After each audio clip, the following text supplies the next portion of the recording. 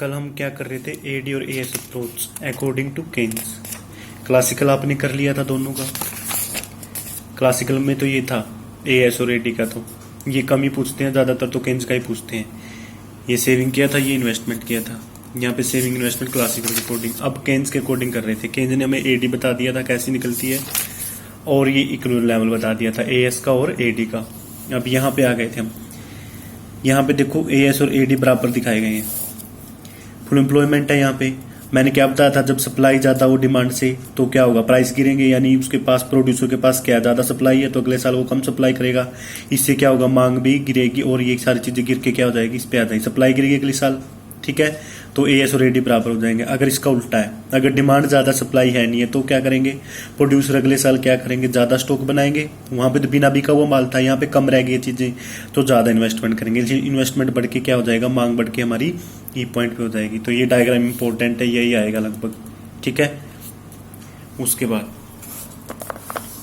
अब केन्स के according saving investment approach रह गई है। एडी और एएस हमने कर ली है। अब हमारे पास सेविंग और इन्वेस्टमेंट अप्रोच आ गए। एक चीज नोट करना, सेविंग और इन्वेस्टमेंट जो क्लासिकल थे, मतलब पुराने और शास्त्री थे, इन्होंने इन दोनों को किसका फंक्शन माना, मतलब किससे रिलेटेड है, function of R, rate of interest से। बट केन्स ये तो सेम मानता है कि इन्वेस्टमेंट इससे नेगेटिव रिलेशन है, बट सेविंग को वो किससे जोड़ता है, इनकम से जोड़ता है, फंक्शन ऑफ वाई। ये क्वेश्चन पूछते हैं एक नंबर में।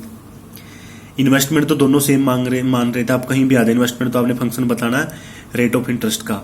जैसे C is the function of Y, Keynes ने सी को भी वाई का माना और एस को भी। सेविंग क्या है, फंक्शन ऑफ इनकम, यानी इनकम बढ़ रही है तो हमारी सेविंग भी बढ़ेगी। ध्यान रखना इस चीज को, saving is the function of income. और क्लासिकल क्या मानते थे, सेविंग रेट ऑफ इंटरेस्ट के साथ डायरेक्ट रिलेटेड है। बट ये क्या बोलता है, इसका ब्याज की दर से कोई लेना देना नहीं है, ये तो आय से डिपेंड करती है। अब आ जाइए सेविंग और इन्वेस्टमेंट। देखो यही टेबल लिए इन्होंने, मैंने बोला था ध्यान रखना इस टेबल को। देखो इनकम ले रखी है 0, 10, 20, 30, 50, 60 तक।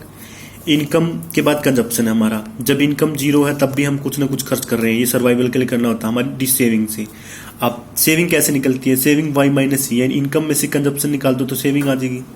यानी इनकम कितनी है 0 और आप फिर भी कंजप्शन कर रहे हो तो -10 आपकी सेविंग हो गई। तो ऐसे ही 10 - 15 5, तो ये लेस कर रहे हैं। और इन्वेस्टमेंट सेम है 10 10 10। क्यों, क्योंकि ये ऑटोनोमियस है, सरकार को वेलफेयर के लिए करना पड़ता है। दो इन्वेस्टमेंट नहीं किए थे, एक तो इंड्यूस्ड था जो रेट ऑफ इनकम के ऊपर डिपेंड करता है, बढ़ेगी, और एक था ऑटोनोमियस ये वाला जो कॉन्स्टेंट रहेगा, ये गवर्नमेंट करेगी चाहे उसको कम लाभ हो या हानि हो। ठीक है, अब जहां पे ये बराबर वो डायग्राम बनाया गया, देखो 40 ही है।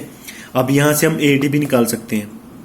एडी कैसे निकलेगी, एएस तो दे रही है, देखो ये रही 10 20 30, सी प्लस आई को जोड़ देंगे, सी प्लस आई को 10 और 10 20। यहाँ पे देखो एडी क्या है 20, आगे क्या है 10 और 15 25। ठीक है, ये रहा 10 और माइनस ये 10 और 15 कितना हो गया 25। ये सारी चीजें जुड़ती चली जाएगी। इन्वेस्टमेंट सी प्लस, इन सारों में 10 10 जोड़ देंगे हम, क्या हो जाएगा, हमारी एडी निकलाएंगे। अगर आपने पूरी टेबल बनानी तो 6 नंबर में आता है, तो मतलब डायग्राम से ही आपका काम चल जाएगा। देखो पहले हम सेविंग इन्वेस्टमेंट अप्रोच कर रहे हैं, तो ये देखो अब ओएक्स पे इन्होंने क्या लिया, इनकम आउटपुट, यहाँ पे सेविंग और इन्वेस्टमेंट लिए। ये हमारा 10 है, 0 पे तो ये है, तो 10 क्या है, ये हमारा ऑटोनोमियस इन्वेस्टमेंट। ठीक है, ये अब जब हमारी इनकम 0 है तो हमारी सेविंग कितनी है -10। क्यों, हमने क्या था, एक्सपेंडिचर किया था -10, फिर क्या हो गया 0 पे आ गई है 20 पे। तो ऐसे ही मतलब ये हमारा नीचे से शुरू होगा क्योंकि नेगेटिव है, डिस सेविंग है। यहाँ पे बराबर हो गई है 40 पे। जब हमारी इनकम 40 है, ये देखो इनकम 40 है, तो हमारा क्या है, ये इसके साथ सेविंग और इन्वेस्टमेंट बराबर होंगे। ये देखो 10 और 10। ठीक है, ये इक्विलिब्रियम दिखाएगा जब दोनों बराबर है। ठीक है, तो ये आपने डायग्राम में बना के दिखाना, ईजी है बिल्कुल। देखो क्या करना है, ओएक्स ले लिया हमने, नेगेटिव के लिए नीचे तक जाएंगे। ओएक्स क्या है, यहाँ पे ऑटोनोमियस कंजप्शन है, यहाँ से शुरू कर देंगे। अब जहाँ पे बराबर है यहाँ पे 40 लिख देना दोनों, ये भी 10 है और यहाँ पे सेविंग भी 10 है, तो यहाँ पे इक्विलिब्रियम हो गया। नीचे क्या -10, ये सारी चीजें। ओएक्स पे क्या लेना, ओवाई पे, ये मेंशन जरूर करना पेपर में, कहीं भूल जाओ।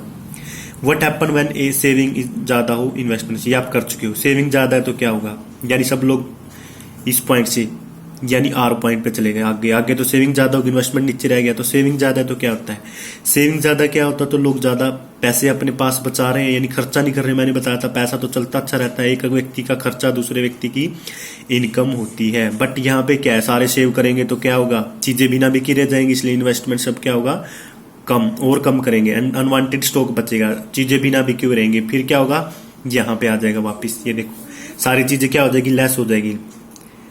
Less employment, less investment, less production, less income, less saving, सब कुछ गिर के क्या हो जाएगा यहाँ पे। अब इसका उल्टा, अब जब इन्वेस्टमेंट ज्यादा हो तब क्या होगा, अब इन्वेस्टमेंट ज्यादा है यानी मांग ज्यादा है, चीजें बन भी रही है बट उतनी नहीं जितनी लोगों को चाहिए, तो अगले साल क्या करेंगे, और प्रोडक्शन करेंगे ताकि इसको बढ़ाया जा सके। सेविंग तो थी नहीं, इन्वेस्टमेंट ज्यादा है तो मांग ज्यादा है, तो क्या इसका मतलब सारी चीजें बढ़ के इसका उल्टा कर देना बस। ये चीज तो करने की जरूरत नहीं, अगर ये चीज आ गई आपको, इसका रिवर्स ये है। तो इन्वेस्टमेंट ये है, यहाँ पे क्या होगा, मंदी, यहाँ पे तेजी आएगी, क्योंकि सेविंग करेंगे तो मंदी आएगी, इकोनॉमी में डिप्रेशन आएगा, सब कुछ गिर रहा है, तो यहाँ पे ये। अब देखना केन्स के अकॉर्डिंग आपने बताना है